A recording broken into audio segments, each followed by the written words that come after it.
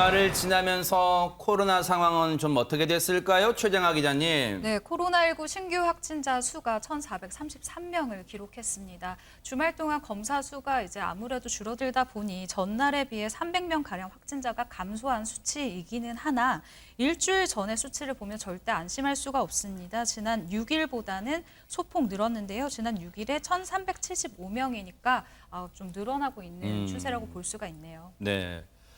여전히 수도권이 많은가요? 어떻습니까? 압도적이다라고 할 수가 있는데요. 오늘 신규 확진자의 이 감염 경로를 보시면요. 국내 발생이 1,409명이고요. 해외 유입이 24명입니다. 이 중에 수도권의 수치가 무려 78.1%, 아이고. 1,100명인데요.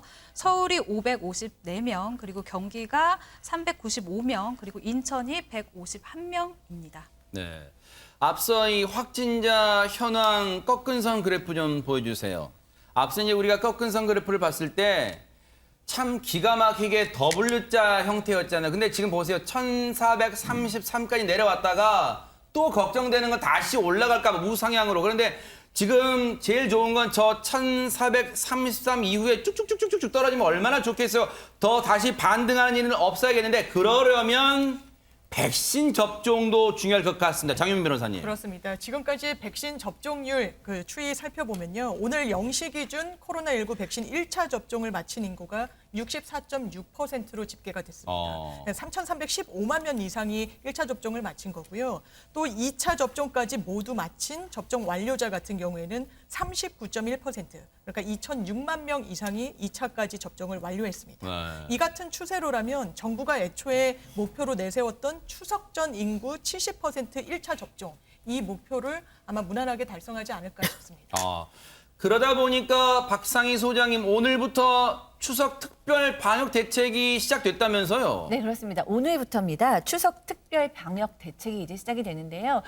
첫 번째로는 병원이나 요양병원이나 시설에 이제 면회가 가능해집니다. 대면 면회가 가능해지는데요. 네. 대신에 조건이 있습니다. 첫 번째로는 사전 예약으로 이루어진답니다. 아하. 그리고 환자와 방문객이 둘 다 백신을 접종을 완료해야 되는 겁니다. 완료해야 되는 거죠. 네. 네. 그리고 이제 두 번째로는 이제 4단계 거리두기 지역에서도 가정 내에 최대 8명까지 모임이 가능한데 네. 이제 가정 내의 모임만 가능합니다. 그러니까 즉 다중 이용 시설에서는 안 됩니다. 밖으로 그리고 모인 다음에 식사로는 안 된다는 거예요? 안 된다는 거죠. 8명까지는요. 네. 그리고 백신 완료자를 포함한 8명입니다. 네. 그리고 지금 대형마트나 전통시장도 이제 방역이 더 강화된다고 합니다. 네. 사실 이제 앞서 추석 때 백신 접종 완료자는 것은 앞서 여러 차례 말씀드린다만 1차만 가지고는 완료가 아니에요.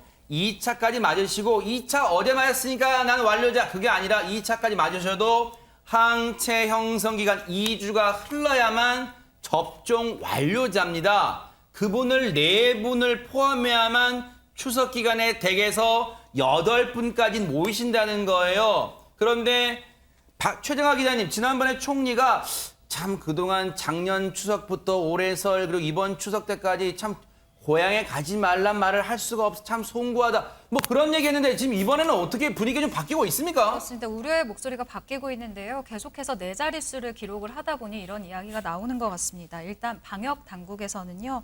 수도권 상황이 아무래도 좀 많이 불안정한 데다가 감염 규모가 크고 확산하는 경향이 있다. 추석 이후 이동 여가를 걱정하고 있다라고 얘기를 했고요. 네. 계속 반복해 말하지만 고령의 부모님이 예방 접종을 하지 않은 경우, 완료하지 않은 경우에는 이번 추석에 방문 자제를 강력하게 권고한다라고 알렸습니다. 그러니까 이 부분이 참 걱정되는 거예요. 보세요. 고령의 부모님이 예방 접종 완료하지 않는 경우에는 이번 추석은 방문 자제를 강력히 권고한다. 그런데 꼭 이런 경우가 있어요. 최진봉 교수님. 예. 우리 한국말은 꼭 뭔가 뒤집어 봐서 판단하는 경우도 있어요. 그래요? 그러면 우리 고향에 계신 우리 부모님이 2차까지 다 맞으셨으니까 저는 마음 놓고 가도 되겠네요. 혹시 이렇게 물어보실까 봐 또. 그러면 안 돼요. 그것도 네. 동일하게 위험합니다. 그러니까 제가 위험하다고 표현하는 건 무슨 말이냐면 모든 가족 구성원이 다 2차까지 맞았다 하더라도 마스크 반드시 착용하셔야 되고요. 방역수칙 지키셔야 돼요. 그리고요, 내려가고 올라오면서 휴게소도 들리시죠. 식당도 가실 수 있죠. 그다음에 여러 물건들을 같이 만지게 되잖아요. 그랬을 경우에 다른 사람이 가정 안에서는 안전하다 하더라도 이동하고 또 대화하고 이러는 과정에 있어서 감염이 될 위험성은 충분히 있다는 사실을 꼭 기억하셔야 돼요. 그래서 이게 뭐 우리가 지금 얘기했듯이 부모님이 2차까지 다 맞으셨으니까 우리는 안전하다, 다 갈 수 있다. 그건 전혀 아니고요. 가는 분들 중에 또 접종을 2차까지 안 하신 분들도 있잖아요. 이런 분들 같은 경우에 잘못하면 또 돌파 감염이 일어날 가능성도 있어요. 그러니까 돌파 감염이 전혀 없는 상황이 아니고 지금은 델타 변이 때문에 돌파 감염이 일어나고 있는 상황이거든요. 그래서 2차까지 다 맞으셨어도 개인 방역 지키지 않으면 잘못하면 또 돌파 감염을 일으킬 수도 있다. 이런 점이라고 하면 가능한 한 안 가는 게 제일 좋고 정말 어쩔 수 없이 가야 되는 상황이라면 숫자를 좀 나눠서 가는 게 좋을 것 같아요. 그리고 백신 접종을 안 하신 분들은 가능하면 좀 가지 않는 것으로 방향을 잡으시는 게 맞지 않을까 이런 생각이 듭니다. 참 곤란할 것 같아요. 답답하기도 하고. 이 형제가 많은 집안은 아버지 어머니 그러면 이번에는 형네 부분만 가고 우리는 내년 설에 갈게요. 이럴 수도 없잖아요. 그러니까 이게 참 뭔가 부모님들은 아들, 딸들 더 나아가 손자, 손녀들도 보고 싶은 마음이 있는데 참 지금 고심이 클 것 같습니다. 그런데 요즘 식당에 가보신 분들 중에 이런 장면 경험하신 분들 계실까요? 박성배 변호사님. 지난 6일부터 수도권 식당, 카페에서는 백신 인센티브가 적용되고 있습니다. 그렇죠. 백신 접종 완료자가 포함되면 6인까지 모임이 가능한 것인데 네. 이 구체적인 사실관계를 모르는 일부 손님들이 아니 우리는 2인만 된다더니 저쪽은 왜 6인을 받느냐며 항의하는 일이 종종 벌어진다고 합니다. 이 자영업자들 입장에서는 매번 손님들에게 설명하기도 어렵고 직원들끼리 테이블 구분을 쉽게 하기 위해서 안내판을 구입하거나 직접 제작하고 있다고 합니다. 이 온라인 쇼핑몰에서도 안내판을 판매하고 있고 일부 지자체에서는 이 안내판을 직접 만들어 교부하고 있다고 합니다. 아하. 지금 이런 거예요, 세상에. 백신 접종 완료자 포함 테이블이라고 써 있죠. 그러니까 이곳은 왜 저희가 6명을 앉히냐면 백신을 맞으신 분이 4분이 포함되신 겁니다라고 알려주는 거. 오죽하면 저러겠어요. 곳곳에 다툼도 나고 분쟁도 나니까 지금 업주분 입장에서 나름대로 아이디어를 내신 거예요. 앞서 말씀드렸지만 6시 이후에는 백신을 안 맞으신 분들만 식당과 카페를 찾으실 경우에는 2분만 들어가시는 거예요. 그런데 6분이 가신다는 것은 6분 중에 4분은 백신 접종 2차까지 완료하신 분이잖아요. 근데 그것도 모르고 아니 저기는 6명, 우리 2명이고 뭐야 이거? 차별하는 거예요? 우리도 6인분 먹을 수 있어? 막 이렇게 할 건데 지금 뭐 그렇게 많이 먹고 차이가 아니란 말이에요. 백신 접종을 완료하신 경우에만 6시 이후에 4분 포함한 6인이 되는 거지 그걸 가지고 업주분한테 타박을 하면 안 된다는 걸 또 여실히 보여드리는 겁니다. 반드시 백신 접종 완료된 분만 포함된 게 6인이라는 거 다툼 오해 소지 없길 바랍니다. 그런가 하면 다들 이렇게 고생하고 있는데 꼭 얌체 같은 행동하는 사람들이 있어요. 최재명 교수님. 그렇습니다. 지금 추석을 앞두고서 연일 확진자가 계속 뭐 4자릿수를 기록하고 있어서 걱정이 많잖아요. 이런데 늘 뉴스파이터에서 문제 있는 가게들 다 지적하는데 그럼에도 불구하고 또 있어요. 얌체족들. 그러니까 몰래 숨어서 변경해서 이런 일이 있는데 네. 거제도에서 있었던 일에 건물 위에 창고를 개조해서 거기서 술을 판 거예요. 또 몰래. 그런 일이 있었는데 그 영상으로 저희가 함께 소개해 드리도록 하겠습니다. 네. 예. 지금 보시면 불 꺼진 복도 한편의 창고 문을 보실 수 있습니다. 소방대원들이 매달려 문을 떼어내고 있는 장면인데요. 숨어있던 손님들이 깜깜한 방 속에서 모습을 드러내기 시작합니다. 어머. 예. 창고라고 끝까지 문을 열어주지 않던 업주는 거칠게 대원들을 막아서기도 했었고요. 아이고. 이곳은 술과 안주를 팔면서 카드 게임을 할 수 있는 이른바 홀덤펍이라고 하죠. 4층에서 원래 홀덤펍을 운영하던 이 업체. 그런데 문을 닫아야 되는 오후 10시가 되면 밤 10시가 지나면 이 옥상에 있는 창고로 손님을 안내해서 영업을 계속한 것으로 확인이 됐고요. 당국은 이날 손님 12명과 업주를 집합금지 위반 명령으로 입건했습니다. 저런 머리를 다른 쪽에 썼으면 정말 더 큰 훌륭한 결과를 낳았을 텐데 아니 그런데 이런 식의 운영, 변칙 운영, 불법 영업하는 데가 한두 군데가 아니라면서요, 박성배 변호사님. 이 경남경찰청이 최근 일주일간 지자체와 함께 유흥시설 308곳을 점검한 결과 방역수칙을 위반한 홀덤펍 등 10곳이 적발되었다고 합니다. 이 방역수칙을 위반할 경우 업체뿐만 아니라 손님도 최대 300만 원의 벌금을 부담할 수 있습니다. 아유, 정말 이제 왜 이럽니까? 이렇게까지 꼭 해야겠습니까? 다른 사람들이 힘 빠지게요. 그런데 세상에 한쪽에서는 가슴 아픈 얘기도 들려옵니다. 장윤미 변호사님. 그렇습니다. 지금 코로나19 국면에서 제일 힘드신 분들이 바로 자영업자 분들이실 텐데요. 23년 동안 맥주집을 운영했던 한 사장님이 정말 극단적인 선택을 한 것으로 알려져서 정말 아유. 안타까움을 주고 있습니다. 50대 자영업자 A씨 얘기인데요. 네. 99년도부터 서울 마포에서 맥주집을 운영하신 분이라고 하고요. 네. 식당과 일식 주점까지 한 식당 4곳을 운영을 했는데 지난 7일 자택인 원룸에서 숨진 채 발견이 됐습니다. 현재 경찰은 어떤 타살 흔적, 타살 정황은 확인되지 않고 있다라고 해서 극단적인 선택을 한 쪽에 무게를 두고 있는 그런 상황입니다. 네.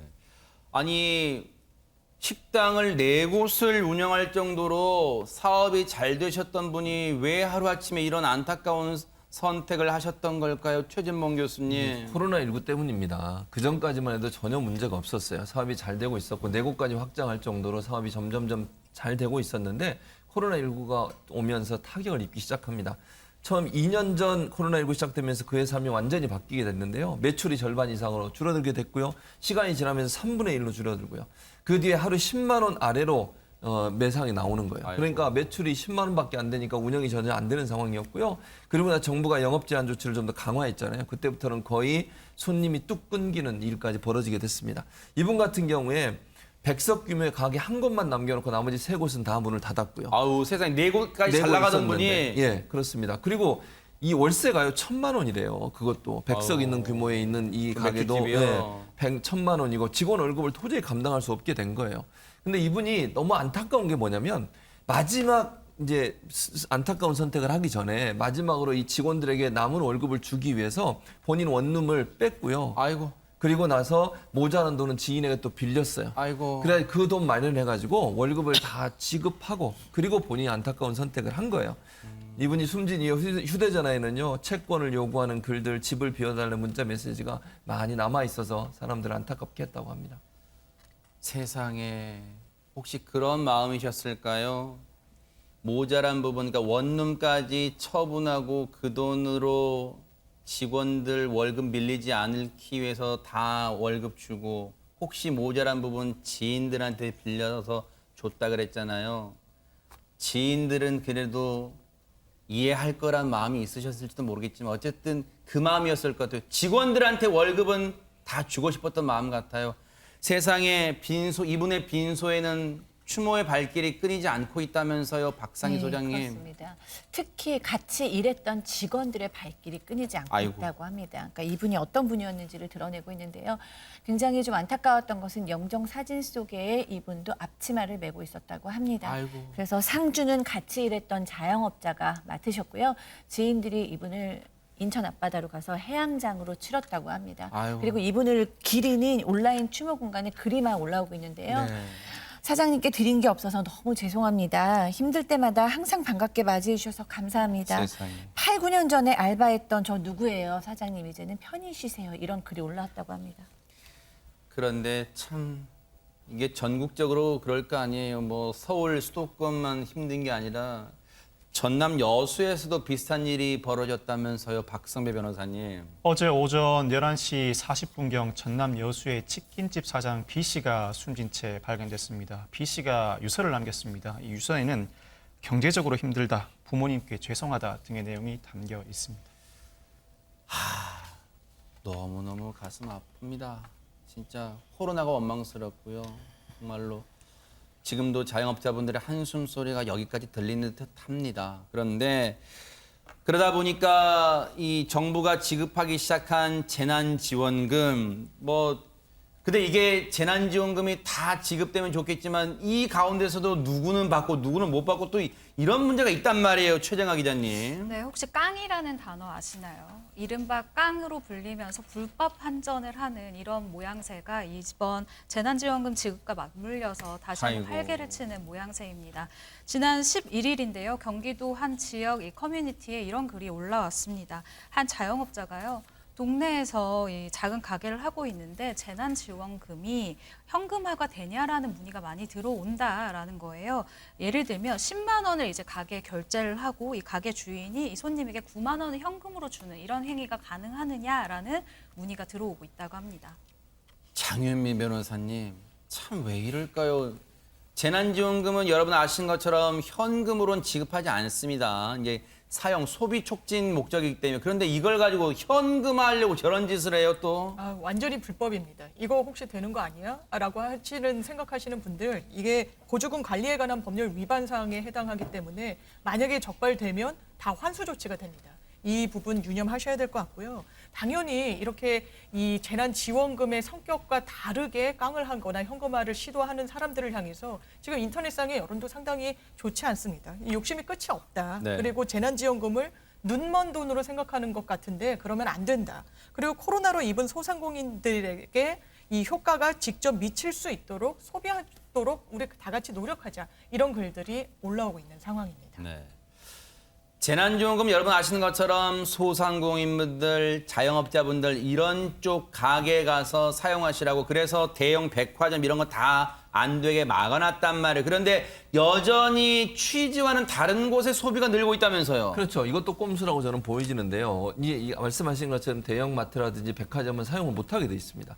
근데 편의점은 사용할 수 있거든요. 근데 편의점에서 요즘 뭐 파는 물건들이 너무 다양히 됐지 않습니까? 그 중에 하나가 뭐냐면 스마트워치예요. 스마트워치는 고가이기도 하고 이 스마트워치를 편의점에서 구매하는 게 재난지원금을 가지고 구매하는 일들이 계속 발생하고 있다는 겁니다. 근데 문제는 뭐냐면 재난지원금의 원래 취지와 목적은 소상공인들, 자영업자들 도와주기 위해서 하는 거잖아요. 근데 편의점에 스마트워치를 판매하면요. 실제 편의점이 가져가는 거는 판매 가격이 5% 정도밖에 안 돼요. 나머지는 전부 다 스마트워치를 만든 대기업에 가는 거거든요. 그럼 원래 취지와 맞지 않게 사용될 수 있는 위험성이 존재하고 있는 거죠. 그러니까 이게 사실은 이제 재난지원금을 지급하는 과정에서 사용할 수 있는 가게만 정하고 이제 예를 들면 술이나 이런 건 살 수가 없어요. 그런데 스마트워치나 이런 IT 기기는 포함을 안 시켜놓다 보니까 이런 문제가 발생한 거니까 네. 이런 일들이 발생하지 않도록 정부가 좀 촘촘하게 재난지원금 사용처를 좀 구분할 필요가 있었는데 그런 부분에서 좀 허점이 보이면서 지금 재난지원금이 원래 목적과 다르게 사용되는 일들이 발생하고 있습니다. 나한테 할당된, 나한테 지급된 국민지원금, 재난지원금 가지고 내가 내 멋대로 쓰는데 무슨 참견이냐 하실 수도 있어요. 그런데 조금만 더 한 번 더 생각해서 재난지원금, 국민지원금의 지급 목적과 취지를 조금 생각해 주셨으면 하는 간절한 바람입니다. 같이 더불어 잘 살아야죠.